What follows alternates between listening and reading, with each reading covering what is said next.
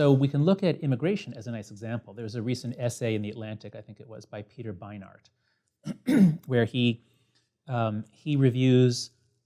with a lot of quotes that are pretty nuanced positions about immigration from Barack Obama, Paul Krugman, a bunch of other people on the left, who used to be able to say, on the one hand, compassion, economic. On the other hand, we have to have a legal process, and there's a threat to low-wage workers. So people on the left used to be able to talk about immigration and talk about the pros and cons, the pluses and minuses. But Beinart shows how in the last 4 or 5 years, you can't. If you so much as suggest that, well, maybe immigration is on net good, but it might have some deleterious effects on certain classes of low-wage American workers, you could get in big trouble. Right, because that's instantly prejudicial now. Because immigration has become a sacred topic. So this is the key thing that I want everyone to keep in mind. We are fundamentally religious creatures. We're built for religion. And it's a great achievement to create a scientific establishment and an academic establishment that keeps that way of thinking out. Scientific thinking is not natural thinking. Religious thinking is natural thinking. Right. And what's happening to us in the last few years especially is a flooding in of religious thinking. And so let's get a bunch of social scientists to talk about immigration. What are they going to do? Look at the data? Weigh up the pluses and minuses? No. Many of them feel they're on a team, and that team is fighting the right. The right is anti-immigrant. It includes racist elements. Therefore, that justifies us in being pro-immigration. And social sciences there's always ambiguity. There's always conflicting studies. Yeah, and there's multiple causal factors as well, always in a social science study. That's right. So Beinart's point was that the left used to be able to think straight about immigration. Clearly it had it was generally pro-immigration, but it used to be able to think straight.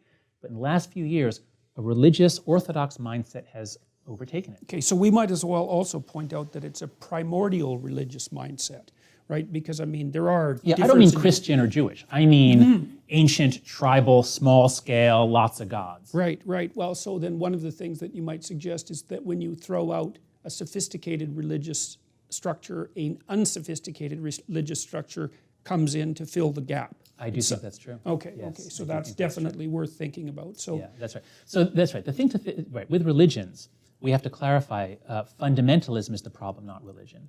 And so if you get it's close to tribalism. That's right. If you get a fundamentalist, I'm happy to say, and if you have people applying to a grad program in psychology, and I find out that they're Christian, that's fine. There's no problem. But if they're fundamentalist Christian, I would think, well, let's say it's not psychology. Suppose it's geology. So someone applies to a geology program, and they're a fundamentalist, young Earth creationist. Are you going to admit them? No, I don't think you should. They're not able to do the right kind of thinking based on what we know to be the case. They're not in the scientific paradigm. They're not in the scientific, that's right. So if we wouldn't admit a fundamentalist Christian to a geology program, why would we admit someone who is just as fundamentalist about certain moral and political issues into a sociology program or into a psychology program? If they come in knowing what the right answer is, committed to that right answer, likely to get angry at anyone who contravenes that right answer, and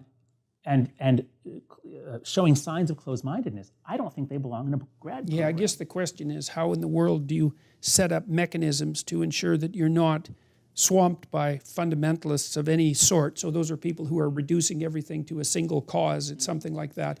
How can you implement a structure that protects the organization against that without the structure itself becoming totalitarian?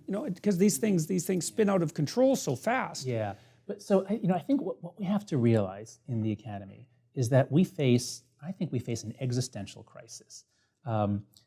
We rely an enormous amount on public goodwill. We get enormous tax subsidies, direct research support, and recent polling shows that while Democrats have always had a higher opinion of the universities than Republicans, until 2 years ago, everybody thought universities are a good thing. Yeah. They make life better. So Americans have been very supportive of higher education. There have been rising gripes on the right, but it's only between 2015 and 2017 that now Republicans go from saying mostly universities are good things. In 2 years, they go way down and say universities are bad things. They're making things worse. Now, how is this news greeted? Pundits on the left are saying, oh, those Republicans are so anti-science. Look how ignorant they are. They now hate universities. Come on. anybody who's been watching the news, anybody who's seen the mobs, the shout-downs, the illiberal behavior, the metaphor I use is like, Americans on the right and left are really supportive of the military. It's one of the few institutions that we still hold in high esteem on both sides. And so the Republicans more than Democrats. So suppose you had Gallup polling showing Republicans like the military more than Democrats, but both really like it. And then suddenly, in 2015, we started seeing video from all over military bases, the military academies, in which the military leaders are overtly right-wing. They're saying terrible things about leftists and progressives, and the midshipmen and the cadets and everybody is mobbing the occasional liberal, and they're behaving in a really despicable, scary, and intimidating way. What do you think the left would now think about the military? Obviously, support for the military would plummet. And that's what's happening in America with universities.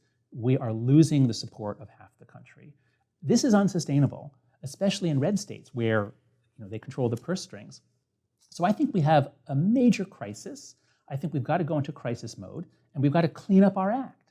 So just as we're doing in psychology with the Replication Project, we recognize that our methods weren't good enough, and we're doing a crash course, thanks to Brian Nosek and others, the Open Science Project. We're really trying to improve our game. Thank God, we need to. I think we have to do the exact same thing about partisanship and our duty.